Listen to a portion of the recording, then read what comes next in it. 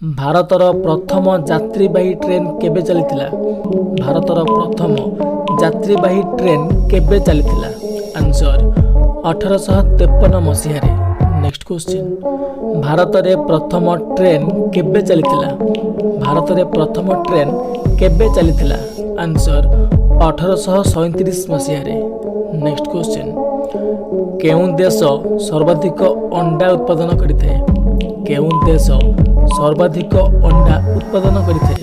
Answer ଚୀନ ଦେଶ। Next question, ବିଶ୍ୱ ସ୍ତରରେ ଅଣ୍ଡା ଉତ୍ପାଦନରେ ଭାରତର ମାନ୍ୟତା କ'ଣ? ବିଶ୍ୱ ସ୍ତରରେ ଅଣ୍ଡା ଉତ୍ପାଦନରେ ଭାରତର ମାନ୍ୟତା କ'ଣ? ଆନ୍ସର ତୃତୀୟ। ନେକ୍ସଟ କ୍ୱେଶ୍ଚିନ୍, କେଉଁ ଦେଶର ନୋଟ ଉପରେ ଗଣେଶ ଭଗବାନଙ୍କ ଫଟୋ ଅଛି? କେଉଁ ଦେଶର ନୋଟ ଉପରେ ଗଣେଶ ଭଗବାନଙ୍କର ଫଟୋ ଅଛି? ଆନ୍ସର ଇଣ୍ଡୋନେସିଆ ଦେଶର ନୋଟ ଉପରେ। ନେକ୍ସଟ କ୍ୱେଶ୍ଚିନ୍, କେଉଁ ଦେଶର ଜାତୀୟ ପଶୁ ହେଉଛି ଗାଈ? କେଉଁ ଦେଶର ଜାତୀୟ ପଶୁ ହେଉଛି ଗାଈ?